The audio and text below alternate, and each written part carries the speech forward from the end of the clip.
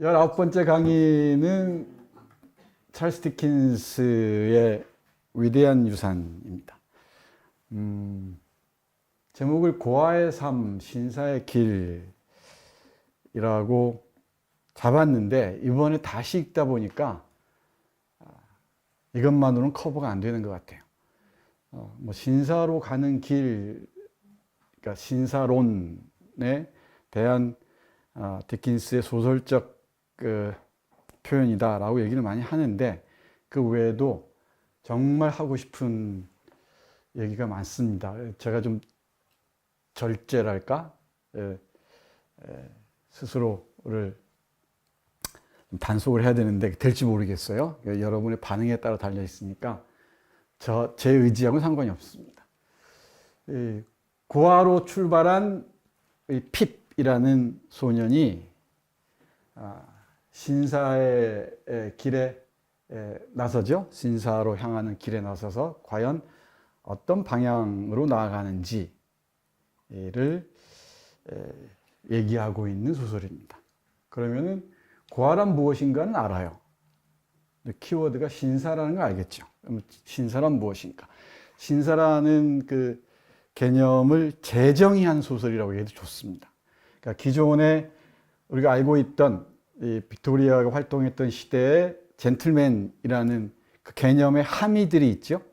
그 개념의 함의를 뒤집어엎고 전복하는 거죠. 전복하고 발자크가 아니죠. 디킨스식의 신사 개념을 재정립하고자 하는 소설적 시도라고 얘기하는 게 정확할 것 같습니다.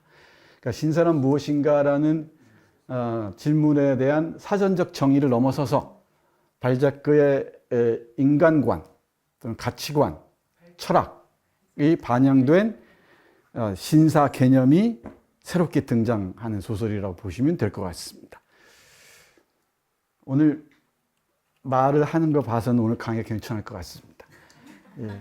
강의를 10번쯤 하면은 한두 번은 꼭 버벅거려요. 지난주 라오스 강의가 그랬던 것 같은데 그런 날은 집에 가면 아주 찌뿌둥하고 뭔가 내 스스로 불만을 어찌할 수가 없어요. 오늘은 첫 아이스 브레이킹이 괜찮은 것 같습니다. 그렇죠? 네. 아니에요? 네. 반응이 별로 없습니다. 네. 번역은 우리 학교에 근무하시는 이인규 선생 번역입니다. 번역을 정말 잘하십니다. 디킨스를 전공하기도 하고요. 이 위대한 유산 말고 올리버 트위스트라는 디킨스의 또 걸작이 있죠. 그 작품도 번역했고, 그리고 해밍웨이 노인과 바다 문학동네 세계문학 컬렉션에 들어있는 노인과 바다도 번역을 했고, 그리고 D.H. 로렌스의 채털리 부인의 연인도 이인규 선생의 번역이 좋습니다. 그리고 18세기 영국을 대표하는 작가 중에 한 사람인 세뮤얼슨의 라셀라스라는 작품도 번역을 했어요. 언어 감각이 아주 뛰어난 분입니다. 자, 이인규 선생의 번역으로 보겠습니다. 지도를 봐야죠. 런던입니다. 런던이 주요 배경이에요. 근데 물론 켄트주의 어떤 늪지가 있는데 그건 지금은 런던하고 아주 가깝습니다. 그때 좀 가까웠죠. 마차로 5시간 걸린다는 표현이 나와요. 마차의 시속이 대략 20km가 좀 넘는 것 같습니다. 그러니까 한 100km 남짓. 요즘에 느린 기차로 1시간 좀 걸린다 그러니까 그 정도 거리 있는 것 같습니다. 여기 템스강이 있고요. 템스강 근처에 템플이 있고 쭉 나오죠.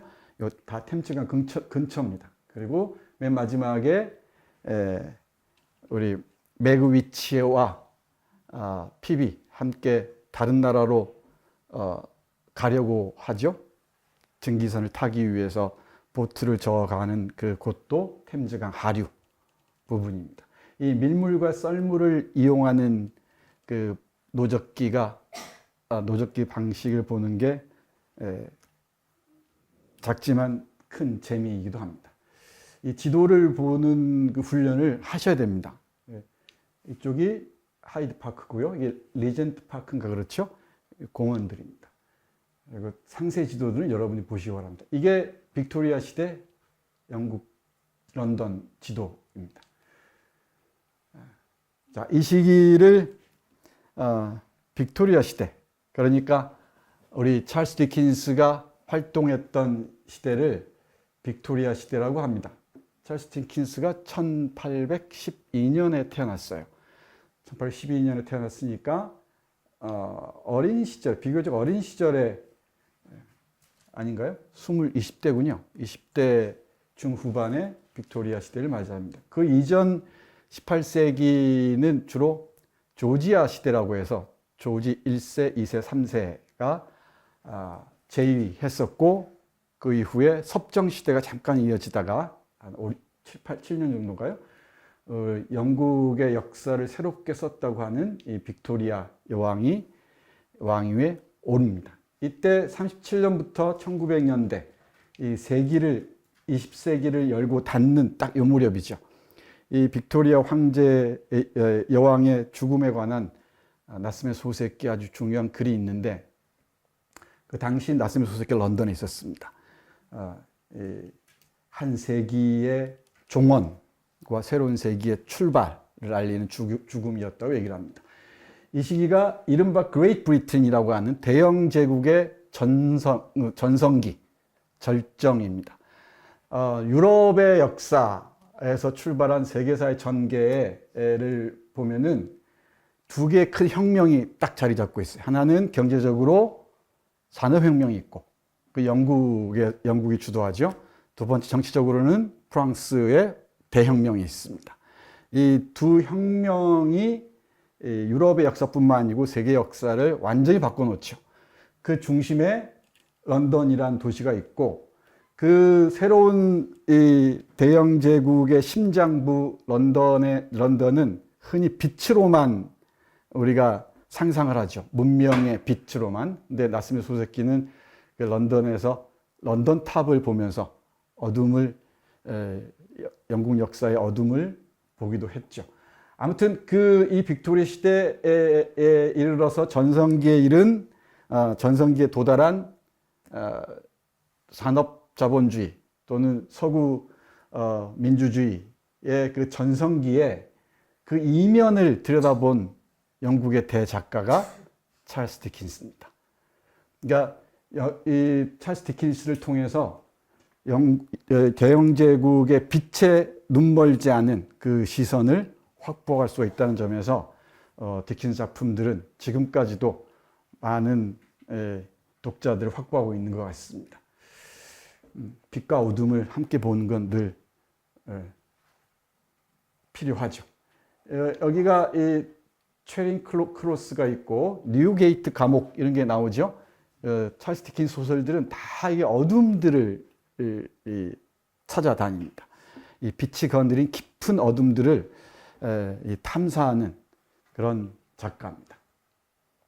항상 이 빅토리아 여왕의 위풍당당한 그 모습, 그리고 그 그림들만 볼 게 아니라 이런 어둠들도 함께 볼 수 있어야 될 것 같습니다. 이때 빅토리아 시대의 대영 제국이 세계 식민지를 운영하면서 이제 식민지에서 축적한 부들이 다 런던으로 또 영국으로 몰려들겠죠. 그러니까 부가 쌓이니까 많은 사람들이 이 입신 출세의 꿈에 빠져들어요. 어떻게 하면 성공할 수 있을 것인가. 그 꿈에 빠져드는데, 우리 소설에서는 그 매그위치라는 종신 유영수 있죠. 종신 유영수를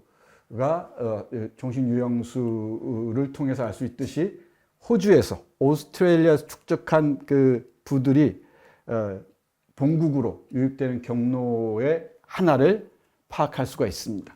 근데 이 시기 부가 축적되니까 당연히 신분 상승 욕망이 전 사회적 현상으로 파급되는 건 당연해 보이죠.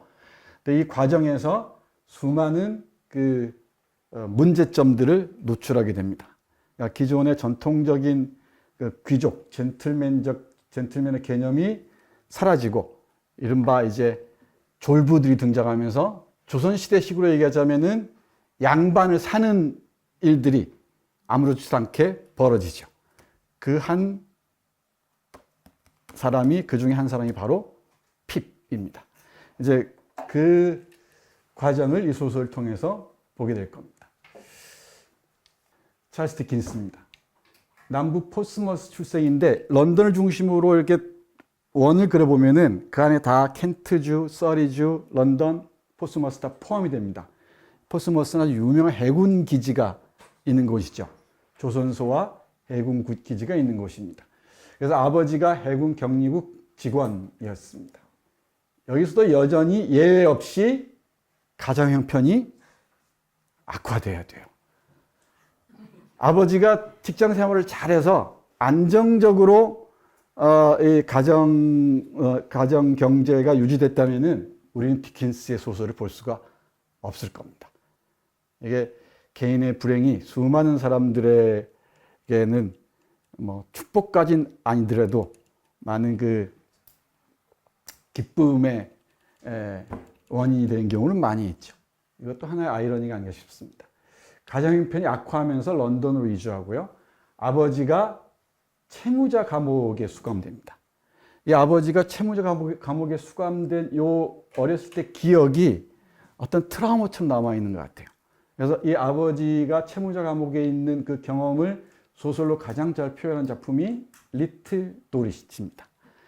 한국에는 작은 도릿이라는 제목으로 번역되어 있는데 채무자 감옥에 있던 아버지가 어찌어찌 풀려나와서 어찌어찌 살아가는 얘기입니다. 이건 한국어 본어는 4권짜리로 되어 있는데 BBC 드라마로 볼 수가 있습니다. 아주 잘 만들어진 드라마입니다.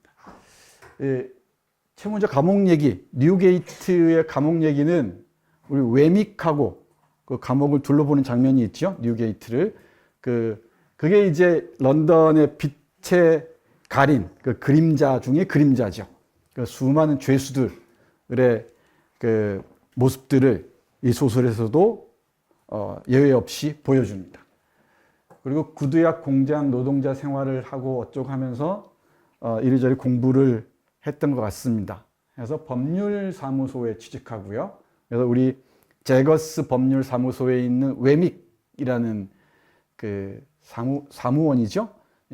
사무원의 모습에 디킨스의 모습이 많이 투영되어 있는 것 같아요. 이 위대한 유산 소설을 통틀어서 이 씬 스틸러들이 많이 있는데 대표적인 게 웨믹입니다. 그 웨믹의 워홀스라는 동네에 있는 그 성이라는 집죠. 대포 쏘고 하는 집. 그 집을 떠올리시면 될 것 같습니다.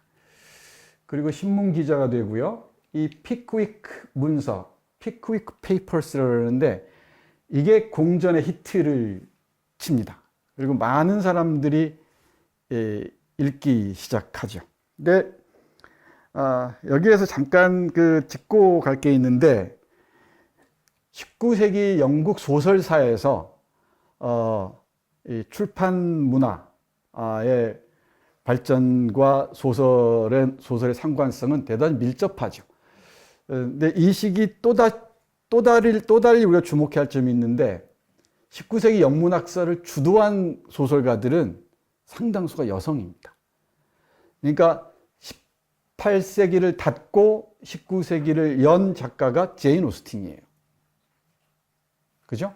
그러니까 오만과 편견에 시작해서 저 뒤에 이성과 감성 거쳐서 마지막 그 노생거 수도원까지 이어지는 그 대단한 제인 오스틴의 시대가 있었고 그 다음에 샬럿 브론테, 에밀리 브론테 자매가 빛나는 그 활약을 보이죠. 이 샬럿 브론테의 제인 에어죠. 이 제인 에어와 그리고 에밀리 브론테의 폭풍의 언덕은 19세기 영문학의 빛나는 그 성좌 같은 작품이죠.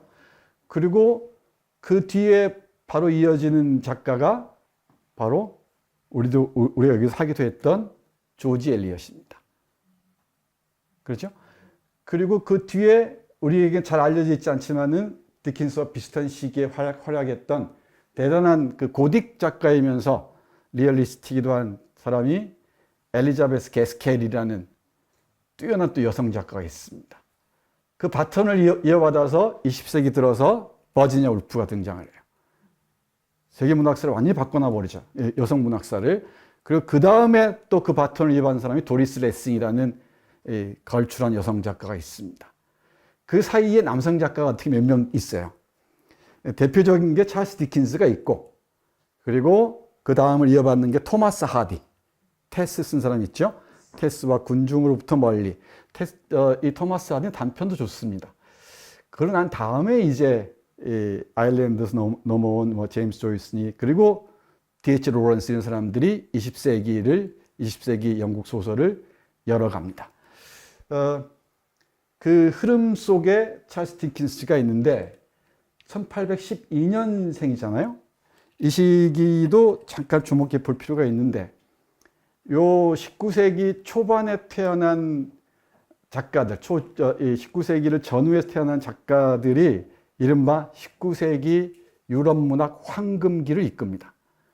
그러니까 영국에서는 누가 뭐래도 찰스 디킨스가 있고요. 그리고 이 프랑스에서는 저 유명한 발자크가 있습니다. 이 발자크가 다음이죠. 우리가 잃어버린 환상이. 프랑스 사람은 그때 가서 하기를 하고요. 발자크는 좀 빠릅니다. 1799년생입니다. 1799년이면은 푸슈킨이 태어난 해이기도 하죠. 그리고 러시아에 가면은 이 푸슈킨을 바톤을 이어받아서 고골이 1809년일 겁니다.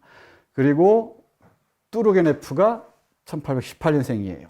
그리고 1821년에 태어난 도스토옙스키, 그리고 28년에 태어난 톨스토이가 이른바 러시아 문학의 황금기를 이끌죠. 그리고 이 프랑스에서도 스탕달이나 빅토르 휴고가 먼저네요. 그 다음에 이 스탕달, 이런 사람들이 또 프랑스 문학의 황금기를 이끕니다. 근데 이게 세계 문학, 특히 유럽 문학의 수수께끼라고도 얘기를 하는데, 영국에서 이 소설이 흥성한 이유는 알 것 같아요. 그런데 프랑스에서 소설이 흥성한 이유도 알 것 같죠. 경제적 그 베이스가 있었고, 그리고 정치적 베이스가 있었죠, 프랑스는. 근데 러시아는 아직 짜르체제였단 말이에요. 1860년이 지나서야 알렉산드르 2세에 들어서야 농노 해방이 되죠. 그런데 그 전후에서 이 세계 문학사를 이끌어가는 작품들이 러시아에서도 대량으로 생산되죠. 그래서 이 런던, 파리, 페테르부르크 또는 모스크바, 이 세 개의 점이 19세기 중반, 1850년을 전후한 시기 세계 문학의 근접탑들이 생산되는 장소들입니다. 이거 그 중요한 작품들 하나씩 보게 될 겁니다만은 그 한 꼭지점에 찰스 디킨스가 있습니다. 여성 작가 얘기하다 여기까지 와버렸는데, 그럼 왜 여성 작가들이 이렇게 대거 등장했느냐? 일단 출판 산업의 그 발전과 함께 독서하는 여성들이 이제 대거 등장하기 시작하죠. 그러면서 이제 결혼 문제가 핵심적인 사안이 돼요. 결혼 문제가 이제 가정 문제죠. 이 가정에서의 결혼 문제와 가정 생활, 그리고 가정이 이제 도덕적 준거가 되기도 하죠. 그래서 근대 개인주의의 그 바탕에는 영국 여성 소설가들이 있다고 얘기하는 연구자들이 있습니다. 그건 맞는 것 같아요. 그러니까 개인주의는 정치 철학자들이 만든 게 아니고 19세기 영국의 여성 작가들의 소설을 통해서 구체화됐고, 철학자들이나 사상가들은, 특히 철학자들은 그 소설에서 우리에게 스며든 그 감정들을 철학의 언어로 표현한 것이다 라고 얘기를 하죠. 이 개인주의라는 사상을 표현한 것이라는 것이죠. 그래서 우리가 알고 있는 개인의 문제는 오만과 편견이 대표적으로 보여주듯이 이 개인의 감정을 어떻게 사회적으로 표현하고 그게 어떻게 사회적으로 흘러가느냐를 보여준다는 점에서 이 영국 19세기 여성 작가들의 존재 근거는 확실해 보입니다. 그 얘기는 나중에 차근차근히 우리 샬럿 브론테나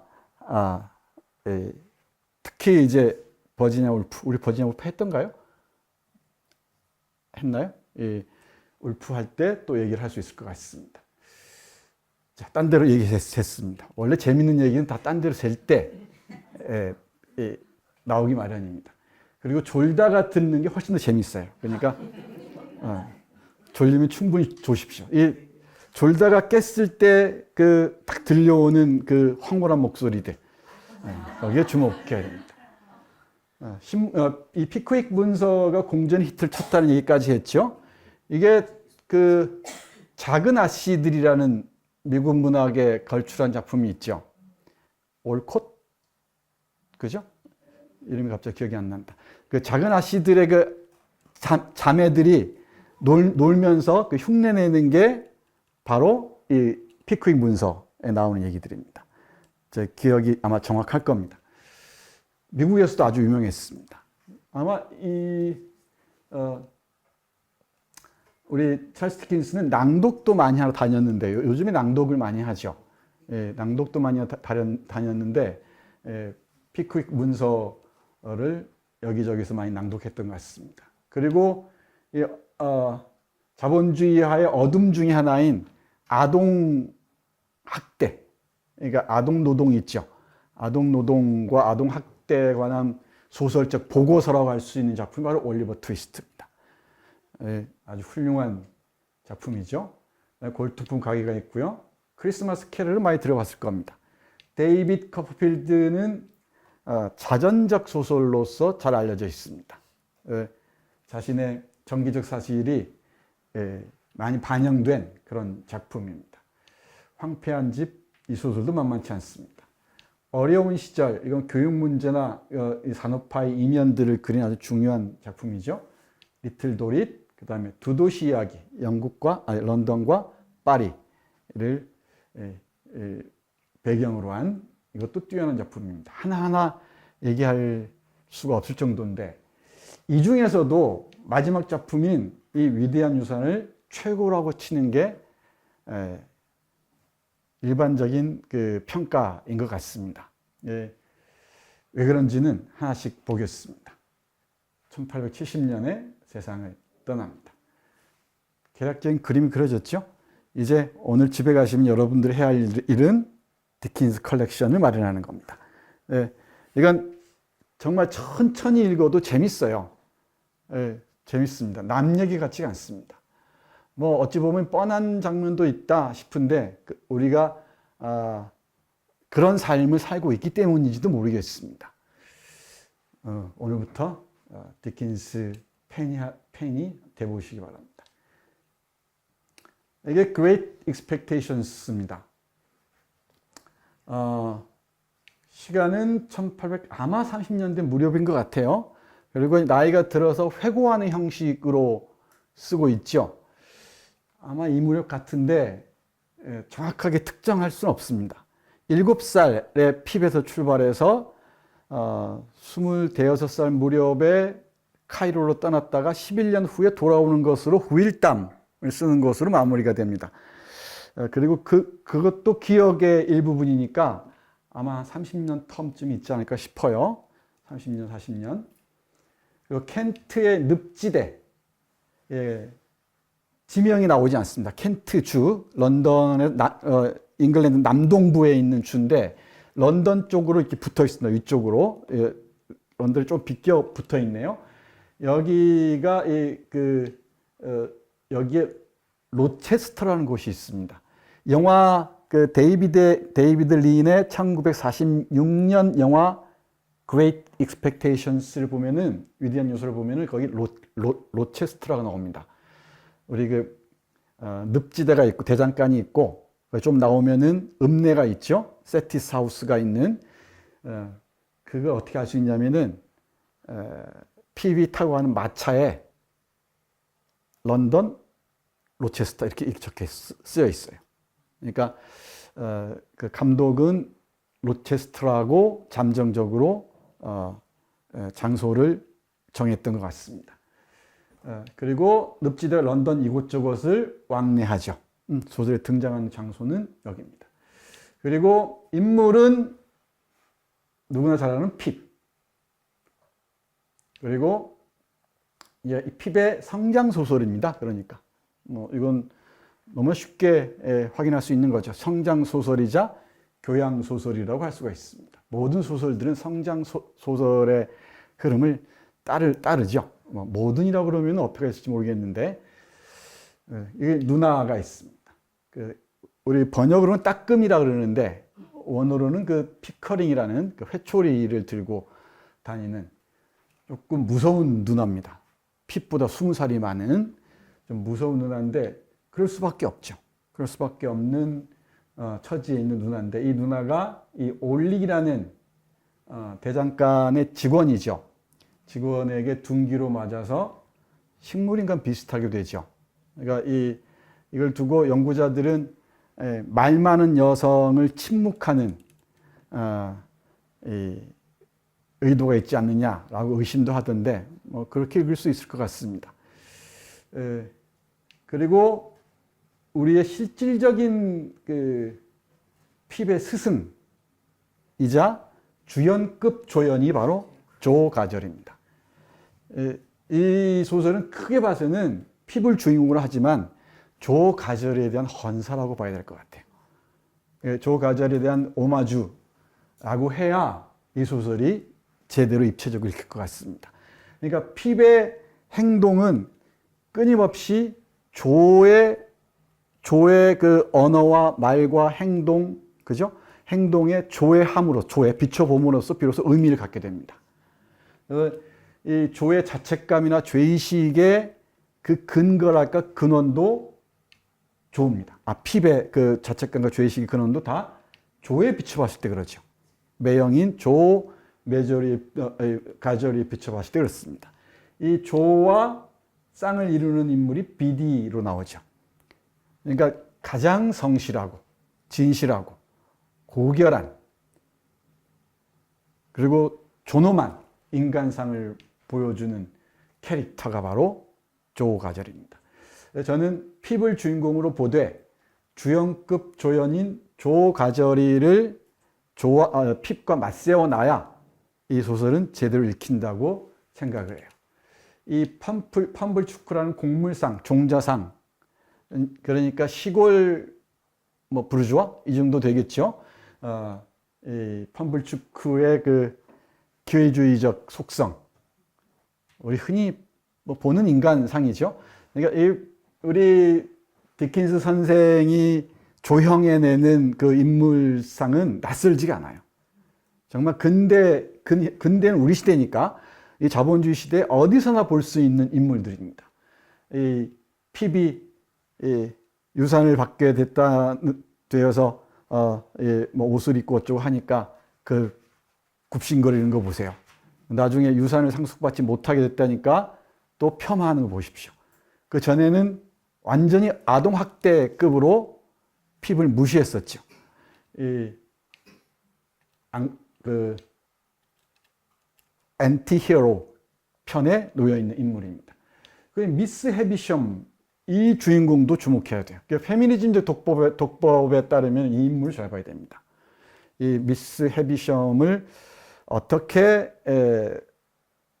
묘사하는가를 잘 봐야 되는데 미스 헤비섬이 당한 고통들은 충분히 감안할 만하죠. 이해할 만한데 과연 미스 헤비섬을 스스로를 감금한 그 황폐한 집에 감금한 상태로 둬야 하느냐 이 문제는 상당히 심각한 그 논쟁을 야기할 수 있습니다. 미스 헤비섬 얘기만 해도 이 소설은 충분히 얘기할 수가 있습니다. 이해가죠? 세티스 하우스의 주인이면서 많은 유산을 가지고 있죠. 이 자신의 친척들이 있는데 친척들을 적대시하죠.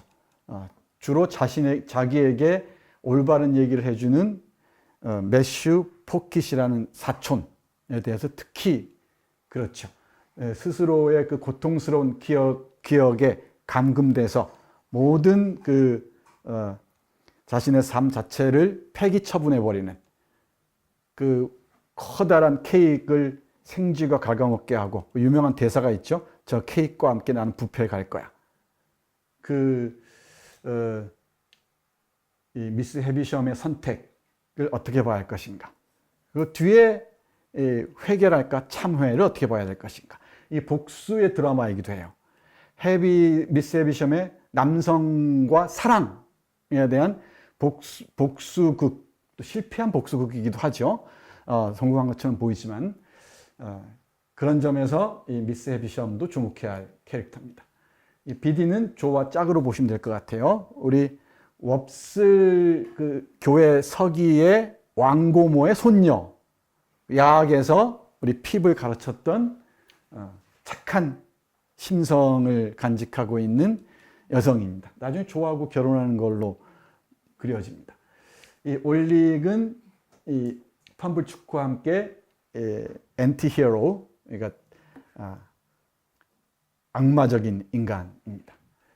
조의 누나를 불구로 만들어버리고, 그리고 마지막에 그 늪지대에 있는 석회 공장에서 우리 핍을 죽이려고 하죠. 그걸 허버트가 구해주죠. 근데 조금 억지스러워 보여요. 특히 마지막 올릭의 등장은 조금 억지스러워 보입니다. 그리고 이게 매그위치만 봐도 이 소설은 정말 재밌습니다. 대영 제국이라고 했죠. 많은 식민지를 거느리는데 호주가 특히 범죄자들이 많이 식민자로 강제 이주한 곳이기도 합니다. 근데 여기에서는 영국 본국에서는 자유롭게 경제 활동도 할 수 없고 정치적 사회 활동도 할 수가 없죠. 근데 여기서는 사우스 웨일스주라고 나오죠. 호주에. 이 호주에서는 그런 경제적 부를 축적할 수도 있고 그랬습니다. 근데 여기 본국으로 들어올 수는 없죠. 이런 식민지와 본국의 법적인 지위, 또 법적인 지위나 경제적 지위, 이런 것 관련해서 식민지와 본국의 이 낙차를 확인하는데 이 매그위치는 아주 중요한 캐릭터입니다. 그리고 또 하나는 왜 매그위치 같은 인간을 양산할 수밖에 없었는지, 대영 제국, 그 빛나는 자본의 제국 런던의 이면을 읽는데도 이 매그위치는 중요한 캐릭터입니다. 컴피슨, 이 인물은 이 구성의 짜임새가 얼마나 뛰어난지는 다 알겠지만, 다 읽은 사람 다 알겠지만은, 디킨스 작품 중에서도 유별나게 위대한 유사는 짜임새가 아주 촘촘합니다. 그 대표적인 예가 맨 처음 그 늪지에서 추적 부분, 이게 4장인가 그래요. 총 59장 구성이죠. 4장 부분에서 매그위치하고 컴피슨이 싸우는 장면이 있죠. 젊은 죄수라고 나오는 사람이죠. 우리는 몰라요, 아직. 저 뒤에 40장 가야 얘기가 나옵니다. 그러니까 3분의 2쯤 거의 가야 이 매그위치와 컴피슨이 등장을 하죠. 그 전에는 다 섀도우 캐릭터입니다. 그림자 인물로 남아 있어요. 근데 이 나중에 밝혀지지만 매그위치와 컴피슨의 이 늪지의 대결이 있었죠. 그러니까 나중에 저 뒤에 가면은 50몇 장인가요? 52장인가요? 여기 가면은 증기선을 타기 위해서 보트를 타고 가는 매그위치 일행을 추적해오는 경찰 보트가 있죠. 그 보트를 안내하는 사람이 컴피슨이죠. 둘이 적이에요, 적. 그죠? 근데 그 짜임이 앞뒤에 딱 놓여 있습니다. 두 개의 대결이, 이게 대표적인 그 촘촘한 짜임새의 사례라고 할 수 있는데, 그 전에 이 콤피슨이라는 인물에 주목하면은 콤피슨은 악당형 신사입니다. 신사인데 우리가 알고 있는 그런 신사가 아니라 그야말로 우리가 좀 배웠고 교양도 좀 있어 보이고 뭐 재산도 좀 있어 보이는 그런 사람인데, 그러니까 겉으로 보기엔 피상적으로 보면은 젠틀맨인데 하는 짓들 보면은 이런 양아치가 없어요. 우리 주위에서도 많이 보잖아요. 이런 양아치가 없습니다. 이게 컴피슨이라는 인물이 바로 디킨스가 비판하고자 하는 신사형을 대표합니다. 이게 처음부터 끝까지 있다는 것. 그리고 결국은 이 컴피슨은 비참하게 익사체로 발견된다고 작가는 서술을 해요. 이런 놈은 다 사라져야 한다는 것이지. 겉으로만 그럴싸하게 신사의 껍질을 쓰고 있는데 그 속을 보면은 그야말로 생양아치 중 이런 양아치가 없다는 것이지. 이런 놈들이 이 영국 사회에 주류를 이루고 있다는 겁니다. 이 컴피슨님도 주목해야 됩니다. 이 제거스는 이런 범죄 사회에 빌붙어 사는 변호사입니다. 이건 뭐 두말할 필요가 없을 것 같습니다. 이 웨믹 앞에 잠깐 얘기했었죠. 이 사무원인데 아주 재밌는 씬 스틸러입니다. 웨믹의 그 아버지하고 그 집의 구조 같은 거 잘 보십시오. 그러니까 이 리틀 브리튼이라는 사무소가 있는 곳과 워홀스가 있는 자기 집을 완전히 구분하죠. 완전히 구분해서 가정과 직장을 분리해 놓고 전혀 이중의 삶을 사는 모습인데 그게 때로는 우스꽝스럽게 때로는 좀 심각하게 그려지고 있습니다. 이 몰리 이게 좀 자기적으로 보이죠. 사무소 변호사 사무실에 있는 그 가정부라고 번역되어 있죠. 가정부입니다. 나중에 밝혀지는데 이 맥위치와 몰리는 부부였죠. 부부였고 몰리가 살인범으로 몰린 것을 제거스가 구해주죠. 이 몰리와 맥위치 사이에 태어난 애가 에스텔라입니다. 에스텔라는 별이란 뜻이죠. 우리 지난 시간에 캐릭터님 배웠었죠. 이름에 그 작가가 의도한 메시지나 의미들이 들어있다고 그랬죠. 이 별인데 이 별을 에스텔라라는 이름, 그러니까 즉 별을 핍의 용어로 얘기하자면 가련한 환상 같은 겁니다. 이 핍이 여기저기서 가련한 환상이라는 말을 많이 쓰죠. 이게 사랑이라는 환상을 대표하는 인물입니다. 이 에스텔라는 이 미스 헤비섬의 복수에 동원되는 하나의 도구 역할을 하죠. 그리고 이 벤틀리 이 드럼블인가요? 드럼블과 결혼해서 비참한 결혼 생활을 하다가 나중에 11년 후에 둘이 핍하고 만난다. 이렇게 끝납니다. 머나먼 별입니다. 머나먼 별의 표상입니다. 그리고 매슈 포킷은 핍의 교양 스승이기도 하고 허버트 포킷의 아버지이기도 합니다. 이 허버트 포킷과 핍은 절친이죠. 둘의 브로맨스가 아주 볼만합니다. 여기 다 남성들의 사랑이 흥미로워요. 핍과 핍과 허버트 포킷, 핍과 맥위치. 이 관계를 보는 것도 재밌을 것 같습니다. 자, 이게 개략적으로는 다 전체적인 줄거리는 잡혔죠. 근데 이제 요 키워드 5개를 봐야 되는데 Great Expectations라는 요 제목을 두고 많은 논란이 있어 왔습니다. 영어권에 사는 사람들은 그런 혼란이 없는 것 같아요. 번역되면서 위대한 유산이라고 번역하는데 그 위대한 유산 그러면 가치평가가 개입된 번역입니다. 그러니까 유산 그러면은 뭐 헤리티지도 있고 레거시도 있고 많이 있는데 유산 그러면은 위대하다 그러면 가치평가가 들어가 있죠. 그죠? 우리들의 위대한 유산 이렇게 얘기할 때 근데 이 위대한 유산, 일단 expectation을 유산으로 번역한다고 가정하고 great만 보겠습니다. 이걸 great를 추상적이고 관념적인 의미에서, 정신적인 의미에서 위대한이라고 얘기해 버리면은 뭐가 위대한 유산이지? 이렇게 물을 수가 있어요. 그래서 영문학계에서는 이걸 막대한이라고 다 씁니다. 막대한 유산 이렇게 얘기를 합니다. 그래서 위대한 유산이라는 번역이 있고 막대한 유산 번역이 있어요. 두 개가 있다는 거 아시겠죠? 위대한 유산은 일본어 번역인 게 분명히 보입니다. 그런데 expectations에 주목하면은 이건 expect가 기대하다 이런 뜻이죠. 근데 이게 expectations 그러면은 많은 기대들이에요.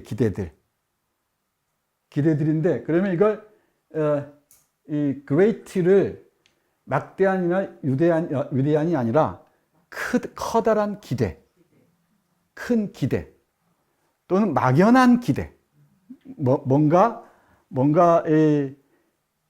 측정할 수는 없는데 커 보이는, 나는 막연한 이게 좋을 것 같은데, 막연한 기대, 막연한 희망, 이게 적절한 번역 같은데 제가 참조한 글들에서는 막연한이라는 말을 안 쓰더라고요. 그래서 백나청 교수나 뭐 우리 이 책을 번역한 이인기 교수나 많은 유상 상속을 받을 것이라는 기대, 큰 기대, 이 정도로 얘기하는 것 같아요. 근데 적어도 이렇게 세 가지 정도가 있습니다. 쓰는 게. 첫 번째는 위대한 유산이라고 우리가 쓰는 번역어죠. 두 번째는 막대한 유산이라고 해서 물질적인 측면에 주목하는 겁니다.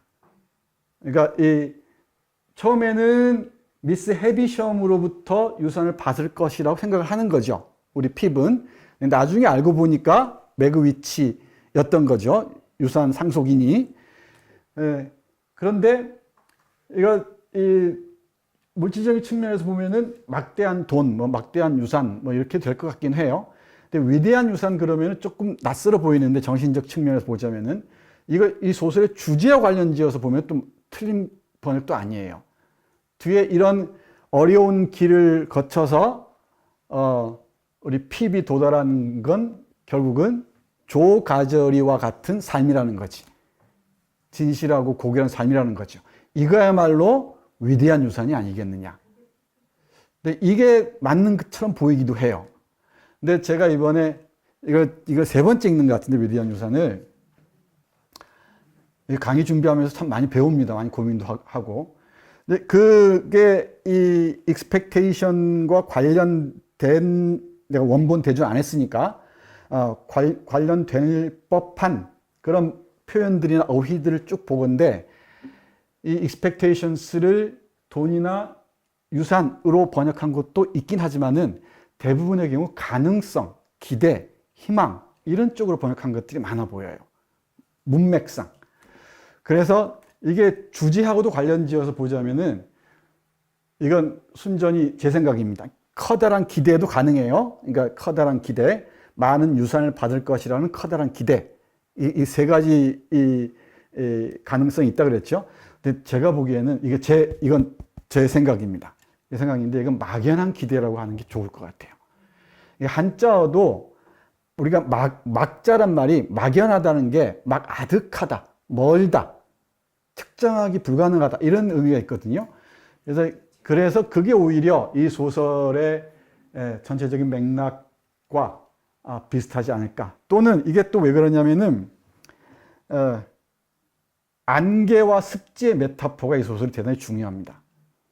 그러니까 앞에도 안개가 자욱히 끼어 있다가 거치는 그 이미지들이 있고 뒤에도 그게 반복이 돼요. 반복이 되는데 안개가 자꾸 끼어 있는 습지나 안개가 많은 런던 템스강 강변을 떠올려 보세요. 뭔가 막연해 보이죠. 그죠? 근데 이 막연했던 길을 헤쳐서 막연한 기대에 끊임없이 배반당하면서 우리 핍이 도달한 과정을 보여주기 위해 쓴 게 아닌가. 근데 great가 막연한이라고 얘기할 수 있겠느냐? 이건 논쟁이 있을 수 있죠. 근데 하나의 가설 중에 하나긴 한데 그런 생각을 해봤습니다.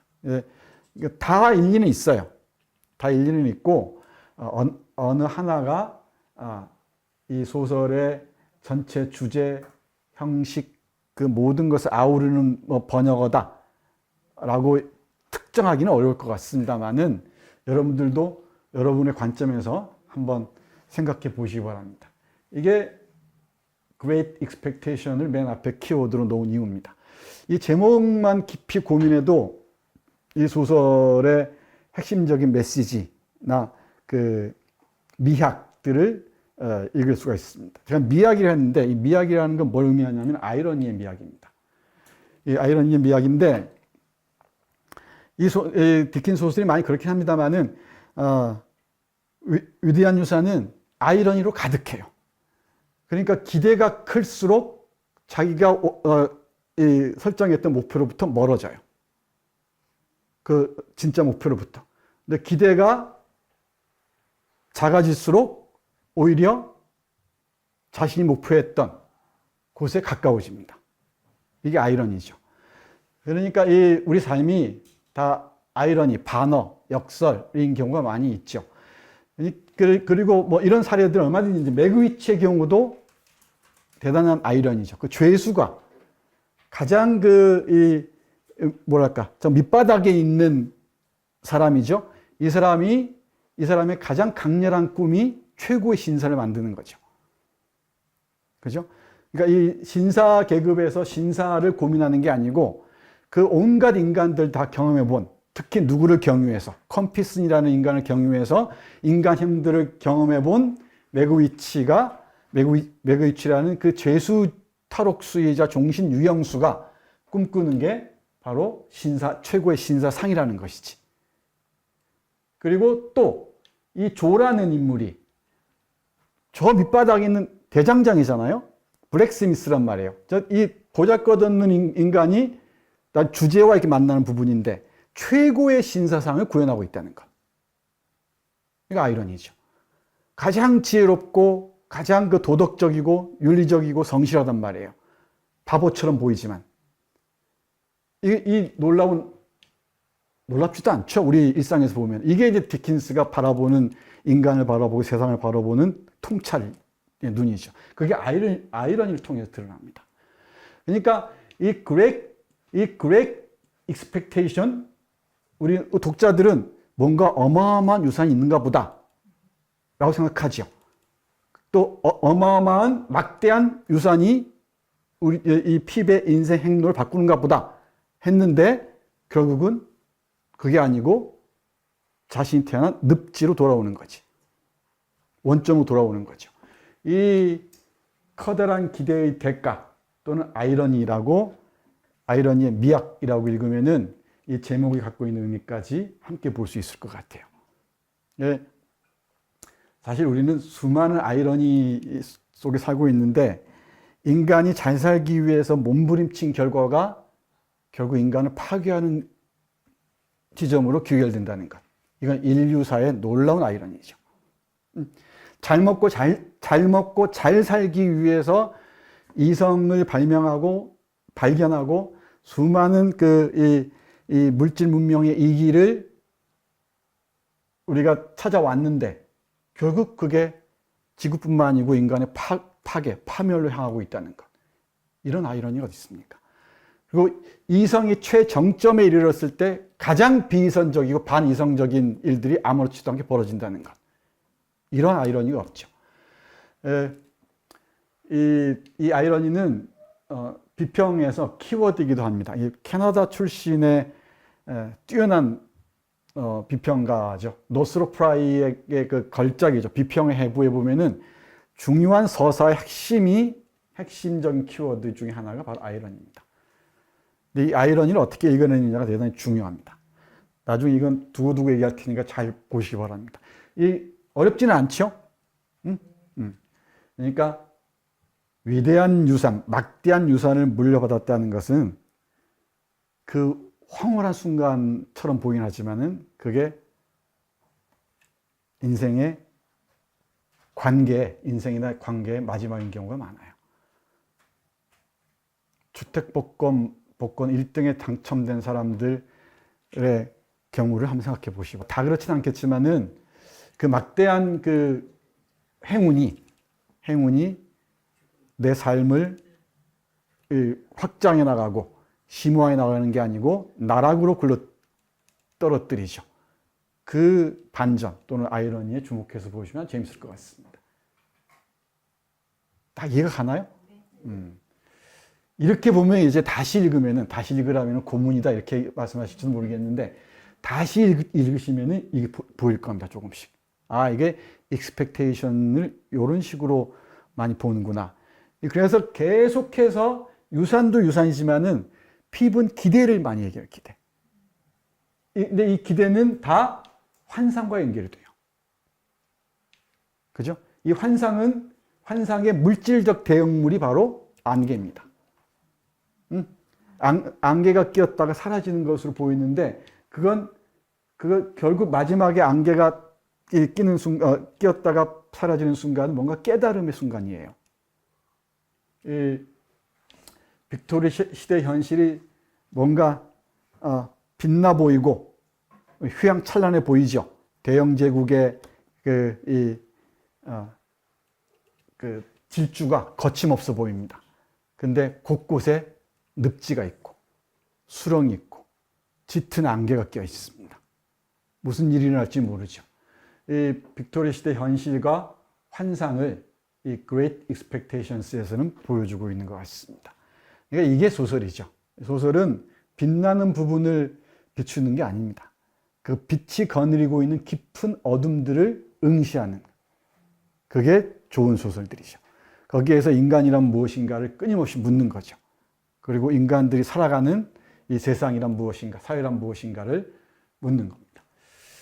그리고 우리 주제에 다가가기 전에 이 돌아온 탕화 모티프를 주목해 보시기 바랍니다. 이것도 제가 이 소설을 읽으면서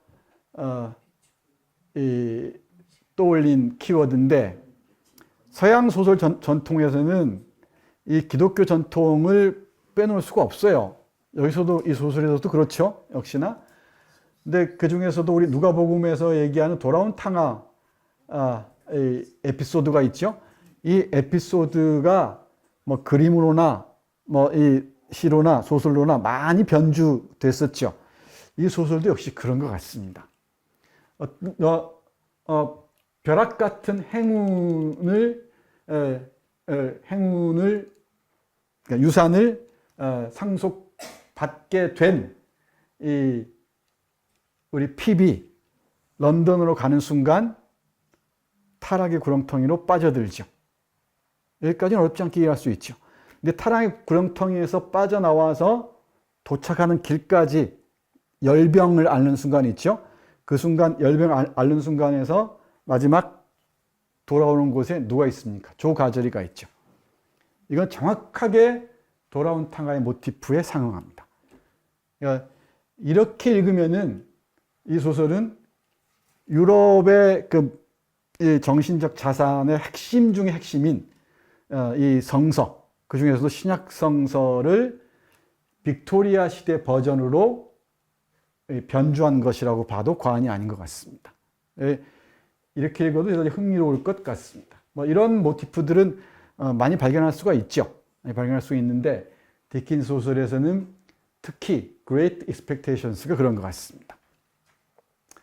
그리고 디킨스의 어린이론을 주목해야 되는데 어린이와 어린이 교육, 특히 이게 올리버 트위스트에서 많이 얘기됩니다. 어린이를 제대로 기르지 못하고 가르치지 못하면은 이 사회는 아주 피폐해지고 어지러워지고 고통스러운 장소 될 수밖에 없다는 거죠. 이 어린이란 무엇인가에 관해서 끊임없이 질문을 던지고 어린이 양육과 교육의 필요성을 강조한 두 작가를 저는 망설임 없이 디킨스와 빅토르 위고라고 얘기할 수 있습니다. 그러니까 이 빅토르 위고의 레미제라블은 물론이고요. 웃는 남자 같은 경우도 어린이를 학대하고, 그죠? 어린이를 방치하고, 그야말로 사회적 범죄라고 보는 거죠. 지금도 이건 유효하죠. 유효합니다. 디킨스의 어린이론에 주목해서 곳곳에 있습니다. 곳곳에 있습니다.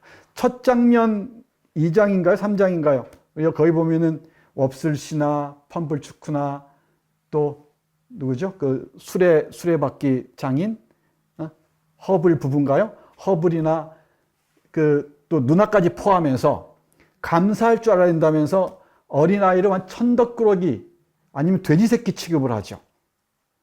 이게 다 그 사회에 그 무서운 씨앗을 뿌리는, 어떤 종양을 뿌리는 과정이라 그러는 거죠. 이걸 다 지켜보고 배려하고 몰래 방어해 주는 게 조입니다, 조. 조는 남성이면서 여성적이기도 해요.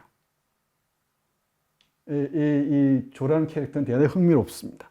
이것도 젠더 측면에서 보면 아주 흥미로울 것 같습니다. 이 어린이론에 주목해서 봐도 이 위대한 유사는 정말 흥미진진한 작품입니다. 디킨스의 어린이론은 하나의 큰 주제라고 할 수 있습니다. 이게 그도 그럴 것이 이 빅토리아 시대 산업이 발전하면서 아동 학대 그리고 아동 노동이 심각한 사회 문제가 되거든요. 특히 올리버 트위스트에 나오는 그 굴뚝청소부 한 애들부터 그 수많은 불황아들까지 이게 이 런던의 급격한 도시화가 빚어낸 사회 문제의 그 밑바닥에 이 어린이들이 있어요. 방치된 어린이들이. 이 문제를 디킨스 놓치지 않습니다. 거의 모든 작품에서 그래요. 그러니까 아이들을 제대로 기르지 않는 사회는 그 미래가 없을 뿐더러 그 사회는 무너질 수밖에 없다는 거죠. 범죄의 온상이 될 수밖에 없다는 겁니다.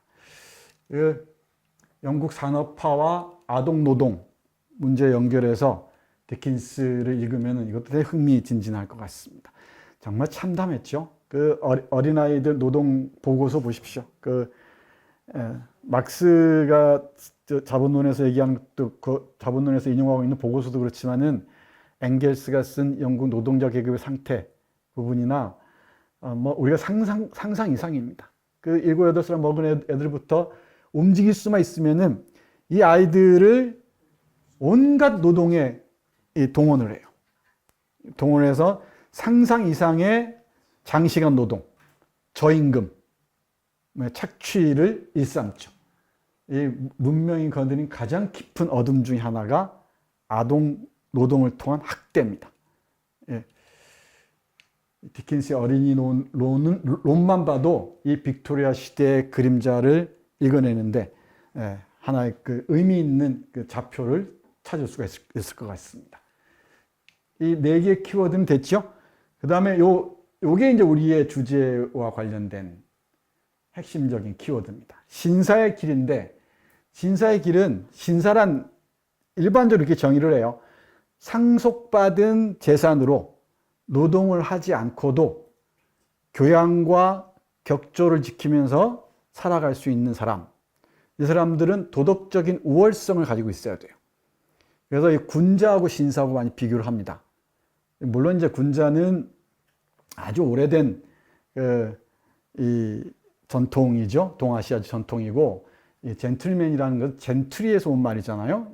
근대 서양에서 만들어진 개념이어서 좀 다릅니다만은, 그러니까 우리가 영국 신사 하듯이 그 신사에는 이런 물질적인 측면뿐만 아니고 정신적인 측면, 교양을 다 포함해서 측면에서 그야말로 품격 있는 인간을 신사라고 했어요.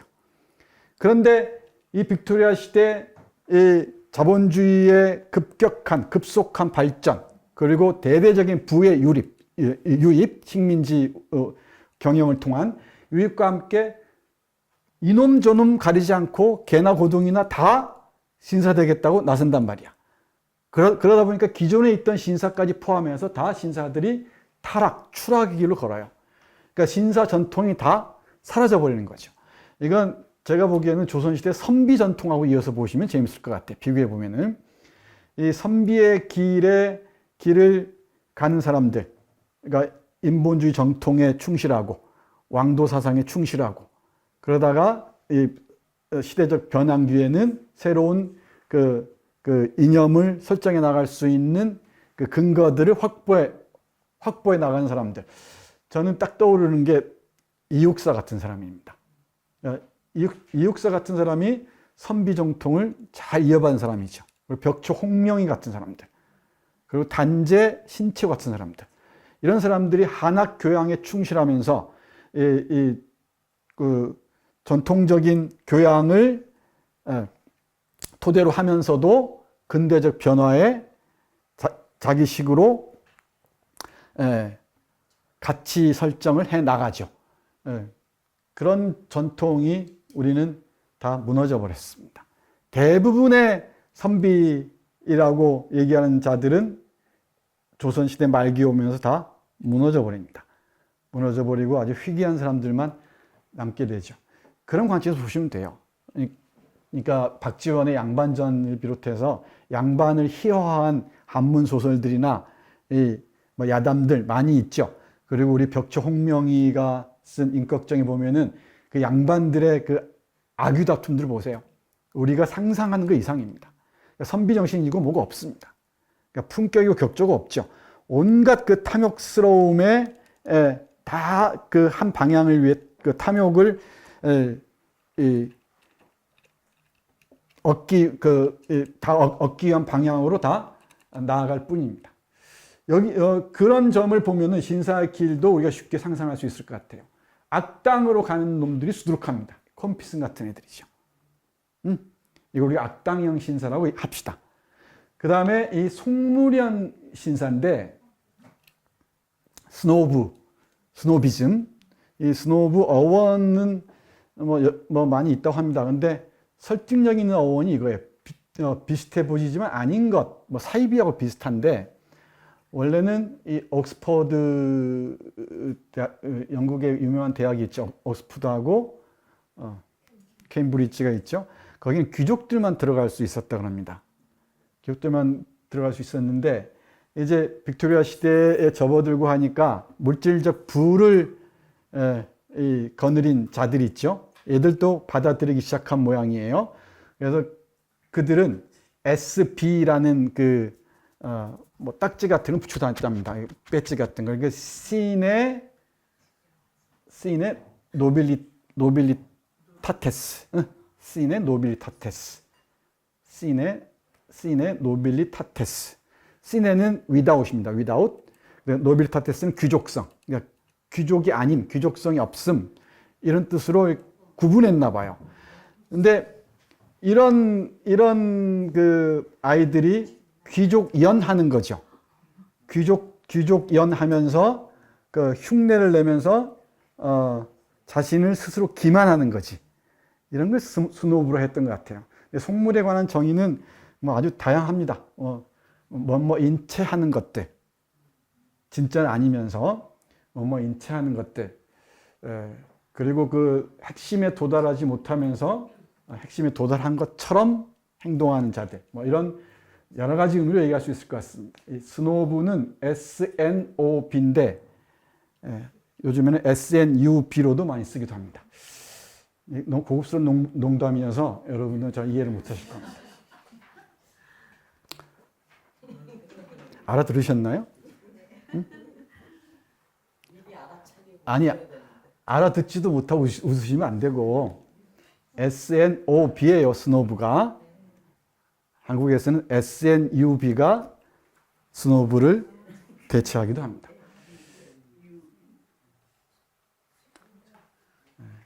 잘 모르시는군요. 제 농담입니다. 제 농담이니까 그냥 넘어가세요. 여기 이런 속물형 신사가 있습니다. 예, 이거 속물형 신사는 신사의 길을 가는 게 피비죠. 그죠? 속물형 신, 악당은 아니잖아요, 피비. 악당은 아니죠. 이 탕진하고 귀족하고 비슷해지려고 뭐 춤 배우고 어쩌고 뭐 교양 쌓으려고 하는데 그게 자신에게 내면화되지는 않죠. 그죠? 근데 이제 이 속물로 추락했던 우리 피비, 우리 허버트 포킷의 영향을 받고 또 매슈 포킷의 영향을 해서 몰래 허버트 포킷을 도와주기도 하고 또 미스 해비섬을 불타는 미스 해비섬을 구해주기도 하죠. 그리고 누굽니까? 매그 위치를 만나서 처음에는 혐오하고 두려워하고 그러다가 나중에 이 진심을 이해하죠. 죽어가는 과정에서 그죠? 진심을 이해하고 그리고 마지막에 조에 대한 배은망덕에 대한 깊은 자책감에서 빠져나오는 그 과정을 통해서 이 속물에서 벗어나죠. 이게 지금 통과의례입니다. 통과의례. 그러니까 속물로 고아가 신사의 길로 나섰다가 속물형 신사로 추락했어요. 추락했는데 적어도 한 4-5개의 사다리를 밟고 다시 진실한 인간에 도달하는 과정입니다. 이게 그래서 통과의례 소설을 읽어도 뭐 어렵진 않죠. 이런 소설들이 많이 있으니까. 근데 이 Great Expectations가 대표적인 것 같긴 합니다. 이 길을 거쳐서 우리의 핍은 속물에서 A Gentle Christian Man을 가장 아름다운 인간형, 이상적인 신사형으로 제시합니다. 여기서 우리 이인기 교수가 이건 얘기하는 건데 젠틀맨을 떼어놨다는 거죠. 젠틀맨 붙여놓으면 신사인데 이 신사는 일상적으로 타락해가는 이 빅토리아 시대 신사상을 보여준다면은 조 가절에도 대표되는 젠틀맨이 있다는 거죠. 이 젠틀은 온화한이라고 번역하기도 하고 고결한이라고 번역하는데 이인규 교수는 고결한이라고 번역을 했더군요. 여기에 이제 크리스천이 들어가 있죠. 그러니까 기독교적 정신으로 충만한 온화한 사람. 이게 디킨스가 제시하고자 했던 신사형이에요. 그러면 책 다 읽어버렸네. 이 길로 가는 과정에 이제 우리가 겪는 일들입니다. 이 추락과 상승의 과정들은 뭐 내러티브에서는 서사 장르에서 늘 보는 거죠. 늘 보는 건데 요 과정을 속물에서 진실한 고아에서 속물형 신사에서 진실한 인간으로 진실한 인간이 이르는 핍의 여정이라고 얘기할 수 있을 것 같습니다. 됐죠? 이 정도면은 개요로서는 어느 정도 큰 그림을 그릴 수 있을 것 같습니다. 요 표지 그림에서 요게 주목해야 되죠? 9시 20분 전에 멈춰 있습니다. 그래서 이 독자들은 미스 해비섬에 주목을 많이 하나 봐요. 그래서 이 여성주의 독법으로 읽으면은 앞에서 말씀드렸듯이 미스 해비섬과 미세스 조, 누나죠. 핍의 누나, 그리고 에스텔러, 비디 등을 대상으로 해서 여러 연구들이 이루어지고 있는 것 같습니다. 이렇게 위대한 유산의 큰 그림을 그렸습니다. 1부 여기서 마치겠습니다.